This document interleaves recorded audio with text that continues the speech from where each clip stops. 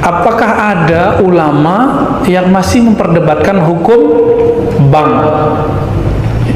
Mau denger nggak nih? Ya, ini pahit ini ya. Ini berat tapi saya wajib menyampaikannya. Ada yang lulusan Al-Azhar nggak? Ada yang pernah ke Mesir nggak? Di Mesir ada Darul Ifta. Darul Ifta itu lebih kuat daripada MUI karena MUI cuma kumpulan ormas. Fatwanya hanya bersifat himbauan. Tapi Darul Ifta itu langsung diakui oleh negara. Itu di Mesir. Ya, fatwanya itu langsung diakui oleh negara. Ulama Mesir tahun 82-83 mengeluarkan fatwa bank itu apapun namanya haram. Alasannya apa? Karena bertambah, ada yang bertambah, bunga apapun namanya disebut dengan riba. Tapi Syekh Tontowi di tahun 87, 88, 89 mengeluarkan pendapat baru, boleh, tapi pendapat pribadi. Akhirnya di tahun 90-an, 2000-an, ulama-ulama Darul Ifta dan ulama-ulama Azhar kemudian mengkaji kembali. Hasilnya tahun 2003 Darul Ifta Mesir menfatwakan bahwa bank itu halal. Gimana itu? Wah, Ustadz ini liberal lagi nih. Kalau aneh liberal, maka Al-Azhar liberal. Ada yang berani bilang Azhar liberal? Ya. Darul Ifta liberal, ada yang berani bilang itu. Nah, liberal itu bukan itu. Liberal itu yang ngomong agamanya nggak pakai kaidah, itu baru liberal namanya. Ya, apa itu liberal? Yang ngomong agama nggak pakai kaidah, kaidahnya tak berkaidah gitu. Ulama Darul Ifta itu rata-rata ulama Azhar semua. Apa fatwa mereka? Bank itu sudah kami kaji lama, maka kami merevisi fatwa yang tahun 80-an itu. Jadi di kalangan ulama sendiri ada revisi. Masa yang bukan ulama maksain ulama? Ustadz kadang takut sama jamaah, akhirnya Ustadz terpaksa juga ikut-ikut sama selera jamaah. Tapi kata guru kami ya, menanggapi perdebatan itu, Syekh Ali Mustafa Yaqub, Kiai Ali Mustafa Yaqub itu punya buku. Ada ikan tuna kok pilih bawal gitu. Ada ikan apa yang gede-gede itu? Ikan kakap kok pilih teri. Maksudnya apa? Udah ada bank syariah kok masih terjebak bank konvensional, meskipun ada ulama yang membolehkan bank konvensional. Jadi gimana sikap kita terhadap persoalan bank? Karena ulamanya beda pendapat, maka antum harus siap-siap beda pendapat dan beda pendapatan. Ya. Lalu ada persoalan di sini ya. Saya melihat, memandang, meneliti, mengobservasi orang-orang yang mengharamkan bank, gerakan anti riba ini nggak kafah juga. Dia gerakan anti ATM, kredit, debit, bahkan anti bank syariah. Namun masih pakai fulus rupiah. Kalau berangkat haji pakai real dan dolar. Saya mau tanya, yang mengeluarkan nilai, bukan nyetak, kalau nyetak ada pencetaknya ya, yang mengeluarkan nilai angka rupiah itu bank atau emas? Terjebak nih, lagi serius dibuat begitu jadi keblinger ya, keblank ya. Yang buat itu bank atau bukan? Bank apa yang mengeluarkan nilainya? BI. Antum itu mengharamkan bank tapi pakai produknya, tuh tanda nggak paham hukum fikih dan kawaid fikih. Dalam kaidah fikih ada sebuah kaidah at-tabi'u tabi'un.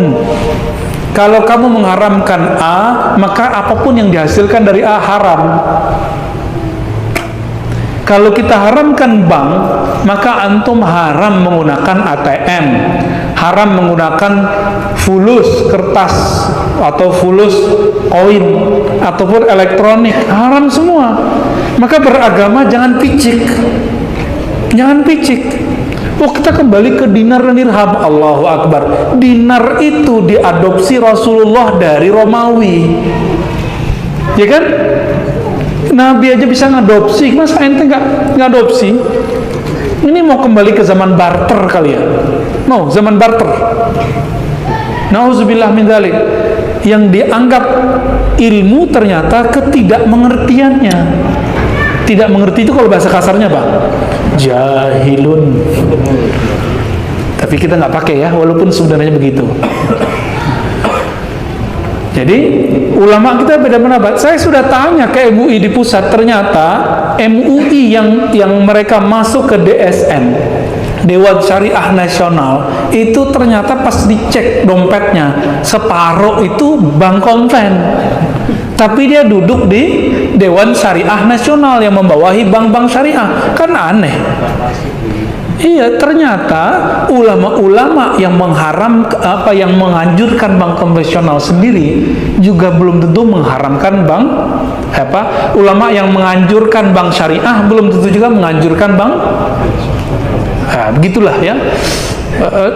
Dia belum move on 100% gitu. Seandainya Indonesia ulamanya serius, ayo kita bareng-bareng tinggalkan bank syariah, bank konvensional. Wah, hancur juga tuh. BUMN itu membawahi beberapa bank. Kalau kita tutup bank, bisa hancur negara ini. Maka bank itu salah satu nafasnya negeri ini. Antum percaya atau tidak? Buat jalan itu kalau gak ada bank gak jadi. Ya, bangun kampus-kampus Islam, kampus-kampus negeri yang Islam, pesantren-pesantren, dan semuanya itu yang Islami. Tanpa bantuan lewat bank gak jadi. Kalau lewat bank ketahuan mana yang gratifikasi, ketahuan nggak? Ketahuan Pak. Tapi kalau pakai kardus, pakai kotak, pakai plastik nggak ketahuan. Hati-hati di sini. Oleh karena itu, saya mengajak, ayo ulama kita sudah buat bank syariah, ya. Namun jika memang belum bisa meninggalkan bank konvensional, ambil seperlunya, tapi bangun semangat untuk membesarkan bank. Ustadz kok pelimpan? Bukan pelimpan, kan antum aja yang belum move on ya.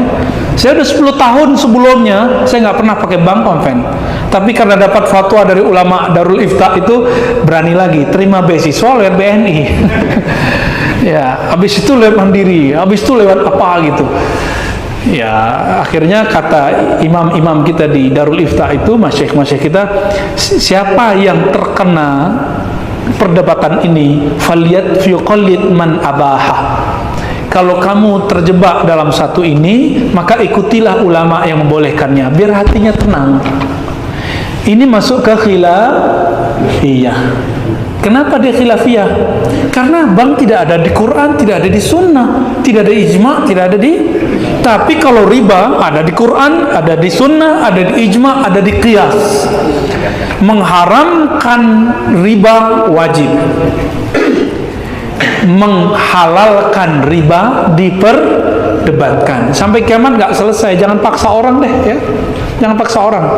Ini ambiguitas orang-orang yang anti bank, kok masih pakai duit. Jangan pakai duit baru antum tuh pas gerakan anti ribawinya ya, kira-kira begitu.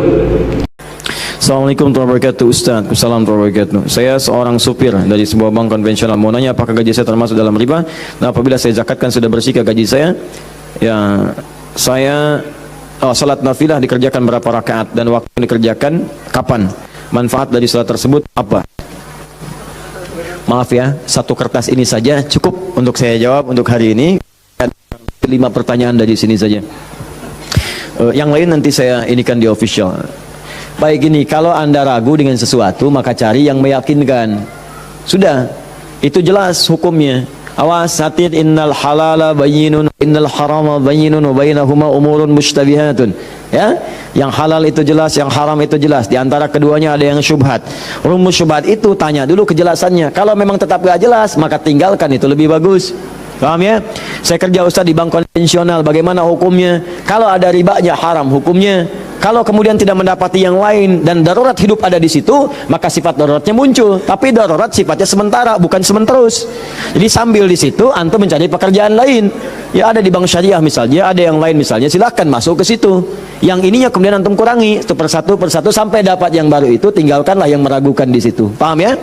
Cuma kerja di bank apa dulu deh? Kalau banknya bank yang sesuai dengan nilai-nilai Islam yang baik, bank syariah dan sebagainya, halal kerjanya, silakan.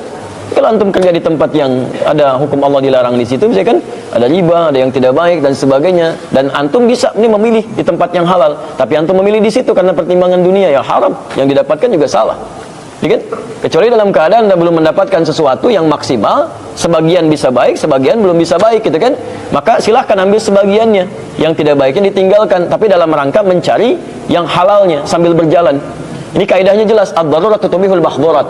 Keadaan darurat membolehkan sesuatu yang terlarang sampai menemukan yang maksimal di situ sambil nyari. Tapi kalau antum punya pilihan mencari di bank misalnya yang sifatnya baik, hukum Allah diterapkan di situ, dapat di situ misalnya, penghasilannya ada, kenapa mencari sesuatu yang lain? Ya, dan rezeki itu kan nggak berubah. Ya, nggak berubah.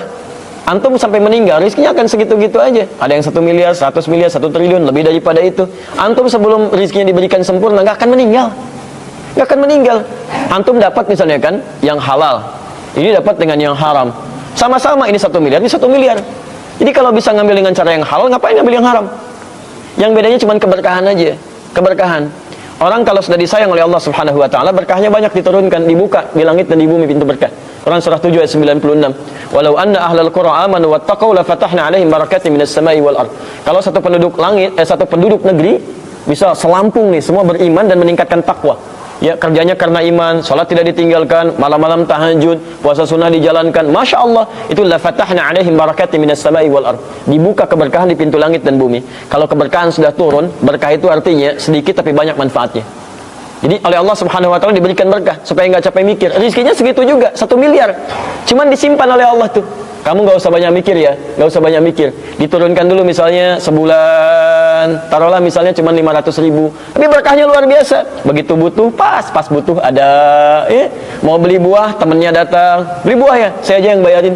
Masya Allah. Mau beli makanan, tiba-tiba temennya yang lain datang. Masya Allah. Ya, begitu berharap sesuatu, datang kiriman dari yang lainnya. 500 ribu, awet sebulan nggak dipakai. Masya Allah. Ya, terus ya begitu tuh jalan. Jadi nikmat. Dan hatinya juga nggak mikir macam-macam. Nggak mikir macam-macam. Mau berangkat, temannya datang, ikut saya aja yuk. Masya Allah, nggak mikirin bensin, nggak mikirin ngelap mobil, nggak mikirin macam-macam, gitu kan? Biasa aja. Kalaupun punya nggak sibuk dia, capek gitu ya. Nggak dalam keadaan lelah, nggak dalam keadaan capek. Ini tidak. Begitu Anda mendapatkan dengan cara yang haram, lawannya nafsu. Keberkahan terkunci, nafsu muncul. Sedangkan sifat nafsu selalu ingin, walaupun belum tentu dibutuhkan. Makanya, kalaupun yang terlihat sudah banyak, di rekening misalnya sudah ada 500 juta, rasanya kurang aja. Masih ingin terus. Antum modal kerja 10 juta. Dapat keuntungan pertama misal 5 juta. Masya Allah, keuntungan yang kedua misalnya 3 juta. Yang selanjutnya 1 juta. Maaf, menurun atau naik? Tuh, antum bilangnya turunkan, itu bukan untuk turunkan. Barangkali kamu pikirnya terlampau banyak. Dikasih 5 juta, kemarin sholat sunnah ketinggalan. Turuninnya 3 juta dulu gitu kan. Walaupun di atas modal juga. Supaya antum mikir, yang 5 juta aja belum dikeluarin. Masa mau mikirin yang lain? Itu mau kumpulin sampai kapan lagi? Aja begitu terkumpul capek hidupnya. Silahkan cek, orang yang bekerja dengan nafsu, apalagi mendapatkan dengan cara yang haram, hidupnya nggak akan tenang. Ngitung terus, ngitung. Tapi tipikal manusia memang pengen kelihatan. Hidup antum 5 miliar misalnya, pilih mana ya? Diberikan sekaligus 5 miliar bisa dipegang begini, atau disimpan oleh Allah. Begitu butuh baru diberikan. Pilih mana? Masa? Umumnya pengen dipegang. Antum belum gajian aja udah sibuk gitu kan. Allah gini. Masya Allah gitu kan. Ya, isi uang belanja 3 hari lagi belum selesai sudah mikirin gitu kan. Artinya pengen megang, itu sifat manusia. Padahal kebanyakan dipegang capek. Begitu sudah semakin banyak, Masya Allah. Tadinya kalau 100 ribu masuk dompet, udah 100 juta, waduh kebanyakan nih. Simpan 1 miliar, berangkas kayaknya berangkas. Bikin berangkas, mau tidur, cek dulu barangkali satu kurang situ. Hitungin lagi 1 miliar gitu kan. Sampai subuhnya juga terlambat, tahajud enggak gitu aja, semalaman tidur juga enggak. Capek gitu kan. Ini poin yang barangkali dicek ya. Kalau semakin banyak antum meninggalkan ibadah, pasti ada yang salah tuh. Ada yang salah tuh. Apa hukumnya dia kerja di Bank Indonesia? Kerja di Bank Indonesia. Apakah baik. juga termasuk ke dalam riba dia? Baik. Dan bagaimana cara kita berkunjung ke rumah saudara kita yang bekerja di tempat riba? Karena bisa jadi dia makanan yang disajikan itu kan dari gaji ribanya tersebut dia. Baik. Baik, cukup. Ya, cukup. Baik, terima kasih kepada Mbak Allah di Jogja ya. Baik Bu ya, dipersilakan untuk langsung menjawab Bu ya. Baik, bismillah. BI adalah kontrol dari bank semuanya. Jadi fungsinya adalah untuk, kalau tidak salah seperti itu, adalah bukan seperti bank-bank yang lainnya. Dan juga di dalam pemerintahan banyak hal-hal yang secara yakni pelaksanaannya adalah tidak sesuai dengan syariat. Akan tetapi hal itu memang sudah ada di tatanan pemerintahan tersebut, karena untuk kepentingan dan kemaslahatan negara itu menurut pemahaman negara itu sendiri. Dan karena memang negara kita bukan negara yang negaranya kaum muslimin, akan tapi undang-undang di dalamnya adalah bermacam-macam, maka siapapun yang ingin bekerja di negeri ini hendaknya memilih. Pekerjaan banyak yang bersih yang bersih banyak, jadi masih ada pilihan kita untuk mengambil pekerjaan yang bersih, yang tidak ada bau-bau riba, tidak ada bau-bau kezaliman dan sebagainya, masih banyak. Termasuk ya di dalam urusan dunia perbankan, kalau Anda punya ilmu perbankan, maka alangkah indahnya kalau Anda membesarkan bank syariah itu. Mungkin Anda bertanya, bank syariah pun nanti kesananya juga dikontrol oleh BI. Nah, BI itu sebagai pengontrol adalah seperti sebuah, mungkin bisa kita gambarkan seperti negara itu sendiri. Itu sebagai bisa dijadikan perangkat negara untuk menjaga bank-bank yang ada di Indonesia, termasuk di dalamnya adalah bank syariah. Maka sebaiknya, hendaknya seseorang itu selagi bisa memilih pekerjaan, pilih yang bersih, tanpa ada sesuatu yang meragukan atau bahkan mungkin ada keharaman, karena haram itu adalah urusannya nanti di akhirat. Nah, jika BI itu adalah namanya saja adalah bank, katanya di situ tidak ada, wallah alam, kita pengen tahu sesungguhnya tidak ada penyimpanan uang di sana dari individu, akan tapi BI itu hanya sekedar mengontrol dan sebagainya, maka itu beda, berarti dia seperti negara itu sendiri, seperti pemerintahan itu sendiri. Jadi kalau tidak ada BI bisa saja berantakan. Maka di sini sangat beda dengan bank konvensional. Wallah alam, kita pengen tahu sesungguhnya BI itu seperti apa sih? Karena BI katanya tidak meminjamkan kepada seseorang dan juga tidak seperti itu, akan tapi dia adalah mengontrol semua perbankan. Jika itu adalah yang mengontrol semua perbankan dan bukan meminjamkan kepada seseorang atau mengambil dari seseorang kemudian menjadi dikembalikan dengan ada kelebihannya dan sebagainya, maka BI adalah seperti instansi seperti yang lainnya, hanya namanya saja Bank Indonesia, bisa saja seperti itu. Jadi kita perlu keterangan yang sesungguhnya dari ahlinya ini. Kami mendengar hanya sekedar begitu. Kalau memang kasusnya semacam itu, BI ini adalah hanya namanya saja bank, yang bisa saja dirubah menjadi pengontrol bank Indonesia, bisa saja. BI itu adalah bisa dirubah menjadi judulnya saja, bisa dirubah menjadi pengontrol bank. Ini yang kami dengar, tapi kita perlu kembalikan kepada siapapun yang di BI. Jika BI adalah punya fungsi pengontrol dan tidak meminjamkan dan tidak ada orang punya tidak terima uang dari orang per orang untuk bisa dikembangkan di situ, maka dia adalah seperti pengontrol, alat negara untuk mengontrol keuangan. Jika begitu kasusnya, maka tidak bisa disamakan dengan hukumnya bank konvensional. Jadi di dalamnya adalah memang mengurusi, ya seperti halnya kalau negara kan mengurusi macam-macam, ngurusi usahanya orang yang macam-macam ini. Berarti ini sifatnya, berarti di dalamnya adalah ada bank syariat yang diurusi dan ada bank konvensional diurusi, maka maksudnya adalah wilayah syubhat. Tidak bisa kita hukumi haram 100% dan juga tidak bisa kita katakan halal 100%. Maka orang beriman kalau ingin menghindar itu lebih bagus. Tapi karena ini penting, hanya gelarnya saja bank, tapi bisa saja dirubah menjadi pengontrol atau bagaimana. Itu jika benar kita pengen sesungguhnya. Jika ternyata definisinya sama dengan bank konvensional, ya nggak usah pertanyaan, jawabannya adalah jawaban untuk bank konvensional seperti itu. Kemudian pertanyaan yang kedua ada cara berkunjung kalau ke rumah saudara. Kalau ke rumah saudara, Anda perlu menjaga perasaan orang yang beriman itu jauh lebih penting. Nah, menjaga hati itu lebih penting. Karohmanya, kehormatan seorang muslim mukmin lebih penting. Jadi kalau memang Anda masih bisa menduga, bahwa di situ hartanya bukan harta dari tempat riba, ya, maka maksudnya sama subhat. Karena yang disajikan kepada Anda bisa saja yang halal, kan begitu, bukan yang haram. Nah, maka itu adalah subhat. Tapi kalau Anda yakin betul ini adalah dari yang haram, ini loh hasil riba saya, gaji riba saya, gaji kerjaan saya di tempat riba, ini loh kan begitu ya. Ini maka Anda tetap berkunjung ke tempat beliau, akan tapi hindari untuk mengambil makanannya. Kan bisa saja. Anda bisa saja dengan cara apapun ngobrol yang lama, yang asik tanpa harus makan dan sebagainya. Mungkin yang repot Anda dibawa ke rumah makan, harus makan gitu. Anda menghindari. Kalau memang itu dia tidak punya kerjaan lain kecuali itu. Dan Anda pun tidak perlu banyak bertanya. Selagi masih ada dugaan, ada halalnya, cukuplah. Tidak usah gimana, dari mana ini, dari riba atau enggak, itu nyakitkan hati orang. Jadi jangan berlebihan, akan tapi kita perlu waspada, hati-hati gitu saja. Kalau berlebihan nyakiti orang, sebenarnya Bu, ini dari mana Bu? Biarpun itu harta halal, dia akan tersinggung karena Anda bertanya itu berangkat dari ada dugaan, kan begitu. Orang diduga kan nggak enak, jadi kita perlu mendengar saja perlu mencari informasinya sederhana saja tanpa harus detail-detail begitu. Ada enggak kerjaan yang lain? Oh, dia punya toko, ya sudahlah. Itu. Jadi jangan setiap orang ditanya ini halal haram ini. Itu bukan itu bertentangan dengan adab yang diajar Nabi, dan itu menyakiti.